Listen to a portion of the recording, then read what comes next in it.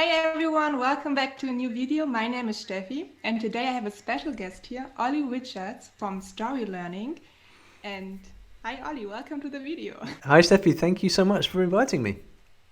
Of course. We just recorded another video. You will find it on Olly's channel. You can find it in the description box, the link. And Olly, tell us about you. You are polyglot. Yeah, I don't like that word, but it's a convenient word especially on YouTube. Yeah, so my name is Olly Richards. I'm from the UK. I speak 8 languages, and I learned them all as an adult. So I started learning languages when I was 19 years old. French was my first language, and then I learned after that Spanish, Portuguese, Japanese, Cantonese, Italian, Arabic, a little bit of German, but a really small amount, and then bits of other languages as well. And what I do now is I write books about language learning, I write books of stories about language learning, and I make YouTube videos on my YouTube channel and write articles on storylearning.com and lots of things like that. Amazing, wow. So, what was your inspiration to learn so many languages? Were It you was always so it passionate? it was never a plan. I didn't wake up thinking, okay, I'm going to learn 8 languages in my life. It was mostly because I think when I was 19, I just moved to London to go to university, and I didn't know anything about the world. All I knew was this little town where I grew up in England. And then I moved to London, and then suddenly I was meeting people from Sweden and Japan and France and Spain, and they were telling me about their life. There was, they were, my Spanish friends would tell me about all their tapas back home, and my Swiss friends would be telling me about how they would go skiing in the mountains when they go home. And I just thought, wow, this is amazing. Like, this is so cool. And then I realized that all these guys could speak English and they could speak each other's languages often as well. The French guy could speak Spanish and the Italian girl could speak German, whatever. And I could only speak English. And I started to feel very, what's the word? Inadequate. And so I set about learning languages. I wrong. I teach myself French. So I went down to the local European bookstore in Soho in London, and this was before the internet. And so I just got French grammar book and I just went through it page by page. And then eventually I went to live in Paris for 6 months and learned French. Did a good job of learning French, and then that gave me the confidence, I think, to get to know, okay, I can learn other languages. So I just kind of kept going. And then I was lucky enough to live in London where there's people from all over the world, so I could practice these different languages. And then I spent time living in Japan, in the Middle East, in Argentina.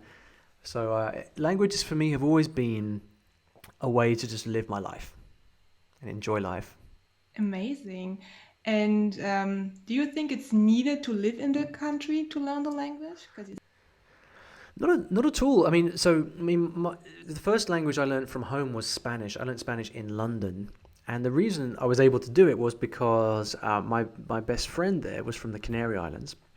We went to the same university, and he spoke really bad English, and he also didn't care about learning English. He just was just there for the music. We were at music college together, and so he didn't really care about learning English, but I wanted to learn Spanish. So for the first few months of that friendship, we were kind of speaking half English, broken Spanish, and he found it very amusing that this English guy was trying to learn Spanish. But after a few months, because I was working hard at my Spanish, basically my Spanish got better than his English, and then after that it was just Spanish all day long. And for like 2 years in London, we were just hanging out every day speaking Spanish.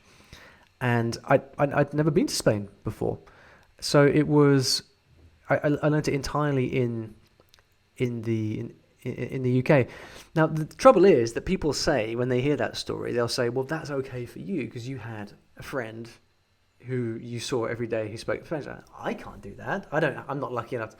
And so one of the reasons that I have, as I started writing books of stories, is because I wanted to give people a way to be surrounded by the language, even if you don't have people around you. So, most people are learning by themselves. And so the great thing about stories and books is that you can always be learning. You don't have to always be with people. You don't have to always be having lessons. You can just, enjoy enjoy learning with stories at any point. So you really don't have to go to the country to learn. That's right, yeah, cool. And Okay, so you speak so many languages. Which one was the easiest and why? So I really don't think that any one language is more difficult than any other. I mean, objectively it is. So we can objectively say that Arabic is a harder language to learn than Spanish. And I think that's clearly true. But that only exists on a theoretical level. When real people learn languages, they have their real life to factor into the equation.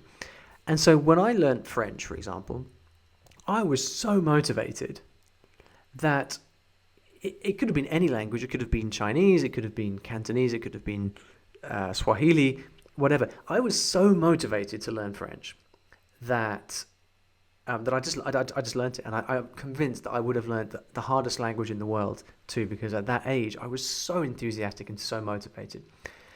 More recently, I've learned languages, but I haven't been quite so motivated because it hasn't been a real strong part of my life. And so I find those languages more difficult because I find it more difficult to motivate myself. So I think the easiest languages I ever learned were probably French and Spanish and Portuguese, because I was just having so much fun. I was with people, I was traveling with them, hanging out, learning music, and it just didn't feel like work. Language learning doesn't have to be a chore. It doesn't have to be hard work. So those languages really were the easiest for me. Languages I learned later, like Arabic and Cantonese, I had to study, like a lot of study, and I was by myself, and I wasn't so motivated. Those were much, much harder. But not because they're more difficult languages, because I was at a different part in my life, a different stage in my life, and so I had to do things differently. Yeah, but I totally agree with you. Like motivation is such a big factor. I always tell my fellow followers as well that find the motivation. Why do you learn the language? And it would just drive you. It would be so much easier than just learn the language because you have to. Yeah, Absolutely, absolutely. nice. So, do you have a learning tip maybe? You must be a pro now on like it must be much easier to start a new language for you because you have so much experience in it. Um, Yeah, well, would you recommend a German learner, for example, if he starts now, what is the first thing he should? so if you're beginning a new language, there's a few things you have to do. Um, the main thing you want to do at the beginning is just get a real kind of grounding in the language, and this means just getting to know the language. So what I always recommend is to start finding material that you can listen to and read from the beginning, because if as long as you most people they learn through textbooks, they learn grammar, and it's kind of easy to learn, right? Because it's all laid out for you in a textbook. The problem with that is that you're always working on this theoretical level, and you're engaging a very small part of your brain. You're thinking about rules and memorizing. It all exists in a very tiny part of your brain. What we really want to do is engage the whole brain, because then everything gets easier to learn. So what I recommend doing is finding very simple stories that are written for beginners, that come with text and with audio, and you should spend your time reading those stories over and over and listening to them over and over. And if you do this, even though you don't understand everything at the beginning, you're going to be spending so much time with German that your natural curiosity will lead you to learn what's going on. And so you'll find yourself looking up words here, or investigating this grammar thing over here. And then the fact that you will hear, we were talking on my channel when I just before when I was interviewing you, we were talking about how in German you have to learn the gender of nouns, and you have to learn the preposition that goes with the verb, and all of these things. Well, if you're learning these inside stories, what happens is you learn them naturally because you hear them over and over and over again. So this is what I recommend people do. It's the opposite of what most people do. It takes longer. It is less.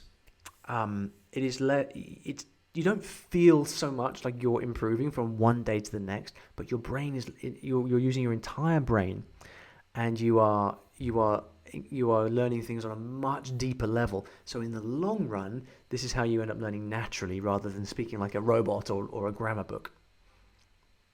Nice. So let's talk about your book maybe, because my followers are always asking me for some recommendations, and I actually have a copy at home here. Not sponsored. I show it again. I already showed it in your video. I do have one for Spanish as well because I'm learning Spanish right now. But maybe my followers are more interested in the German one. So you want to tell something about this? What is special about this book? So these books of short stories began because I wanted to create something that was that is not too hard, but also very fun. The graded readers have been around for a long time. You know, you walk into any bookshop and there's all these kind of Penguin and Oxford and Cambridge graded readers, but I always found them so boring because they were these very old stories and just annoying. I really wanted to write stuff that people would find fun to read, fun stories that were not too hard so they're kind of at your level, so you can read at your level. So that's how I wrote the books originally, and it began in Spanish, and then we adapted it. We've adapted these books into over 20 languages now. I have a beginner level, the intermediate level, which you have in Spanish there, so the thing that makes these books different is I did a really big kind of study and investigation with language learners around the world into what you like to read with. So I was asking questions to thousands of learners, like, what genre of story do you like? Do you like reading history or sci-fi or crime? Do you like chapters to be long or short? And what's the ideal length for a chapter? Do you like to have word lists? And then what about a summary of the chapter? Should we make, how complicated should we make the sentences? So it was really like this kind of scientific work to try and find the kind of ideal structure of a graded reader for language learners. And so when I wrote the stories, I was very, very careful to write something that is, fun stories, like fun plots at the right level, but also with all these little features that make it easy to read. So for example, we have short chapters of around 1,000 words each, so that you have this feeling of kind of completing the chapter and getting to the end, because that's so important for motivation. And we have word lists, which means you can quickly look up words, so you don't have to be with your head in the dictionary all the time. And then we have other features like a chapter summary, so you can check what you've read to make sure you've understood it, and things like that. But most of all, I think when people contact me about these books, they always say the same thing, which is, I always thought that reading in German was too hard. I never thought I would be able to read a book in German. But now, with your book, I've managed to read an entire story or an entire book for the first time, and it feels amazing. So it's like it can be a real watershed moment for people to give them that confidence that they can actually read in German. And so, that's how I made the material. And then what I do on my YouTube channel is I make other videos which have even more tips for how to learn faster. So how can you learn the vocabulary even faster from the stories? How can you learn the grammar even faster through reading stories? So I like to make videos about that, and yeah, it's luckily they've been very well received and people have found them very useful. Nice. And what do you think from what moment on can you read this book? If I decide now I want to learn German, this is day one, I never heard a word, can I read this book already? No, Or do no. I need some basics already? As a beginner, you've got to learn some basics. You need to just know the basics of the language. The good news is you can learn that quite quickly. I mean, some people like to kind of go through a textbook, but the danger with a textbook is you end up doing all these silly exercises, and then you're just using your logical brain the whole time. So what I would recommend instead is to find material that is literally for beginners. So for example, on my website on storylearning.com, we actually produce courses which are for complete beginners based on stories. So we kind of write these stories that even a complete beginner can read on day one. And so I normally recommend that people learn with a program like that, just so you have a basis of vocabulary or of grammar to start with the language. But then very soon, certainly by the time you complete A1 level in German, I'd recommend that you start to read these stories sooner rather than later. Because the big mistake that most people make is they never start reading. And the longer you leave it, the harder it gets. So it's always a good idea to be trying things that scare you a little bit and try things that make you feel a little bit uncomfortable, because we always make progress just outside our comfort zone.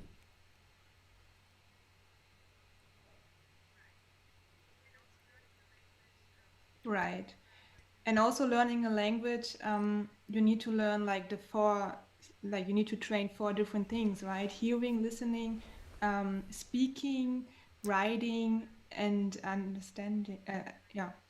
So I guess Yeah, I mean, many people might forget the reading part. So they're always surprised why they aren't able to read.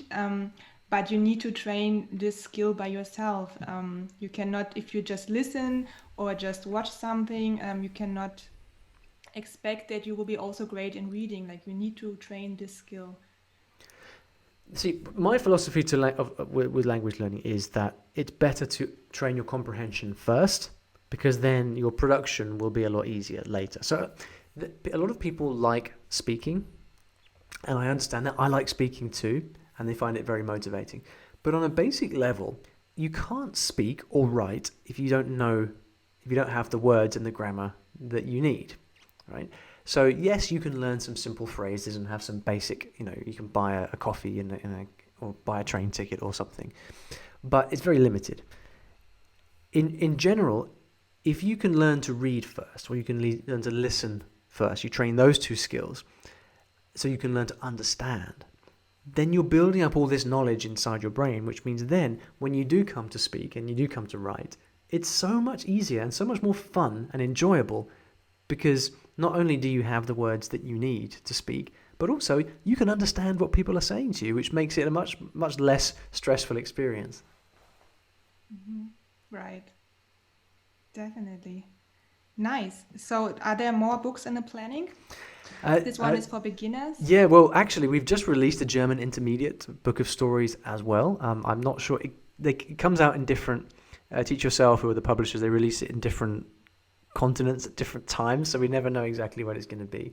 I produce different kinds of books as well. So we have books like this, which is 101 German conversations, or rather 101 conversations in simple German or intermediate German. These are this is more spoken dialogues. So these are not written stories so much as dialogues between people.